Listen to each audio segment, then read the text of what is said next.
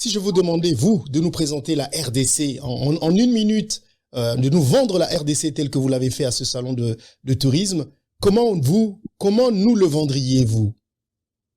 Dans chaque province de la République démocratique du Congo, il y a un aire protégé.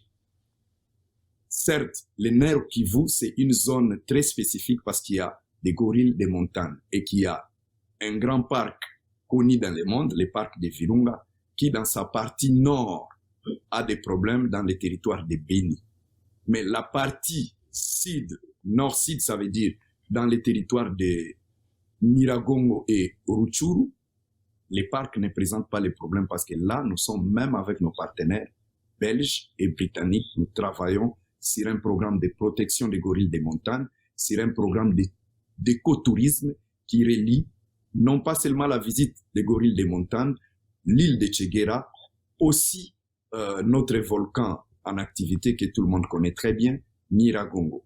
Et voilà pourquoi nous avons produit maintenant les plans d'industrialisation qui ne permet plus ou qui ne va plus permettre d'exporter la matière première sans les produire en RDC.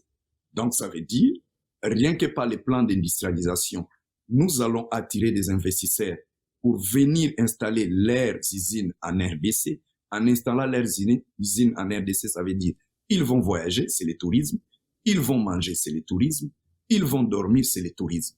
Et notre pays est déjà en avant, sauf la politique communicationnelle n'était pas bonne, il faut l'avouer. Voilà pourquoi au niveau du gouvernement, il y a une diplomatie, comme je dis, touristique. Nous allons maintenant vers le monde extérieur pour prêcher nous-mêmes, pour expliquer nous-mêmes.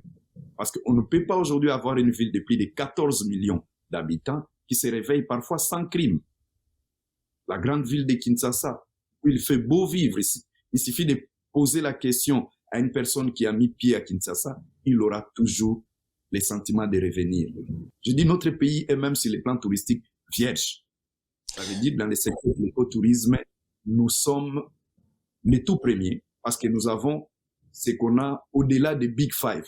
Vous savez, en Afrique, le premier produit touristique, c'est l'écotourisme, c'est la visite dans la nature. Et souvent, les gens présentent crocodiles, éléphants, hippopotames, lions et zèbres. Alors que chez nous, vous ajoutez les bonobos, la lissoula, les lamantins, on en a plein. Rien que les gorilles, on a les gorilles des montagnes et les gorilles de la savane, ce qui vous ramène dans des parcs différents déjà. Vous avez la Virunga avec gorille des montagnes, Kaouzi-Biega avec gorille de la savane,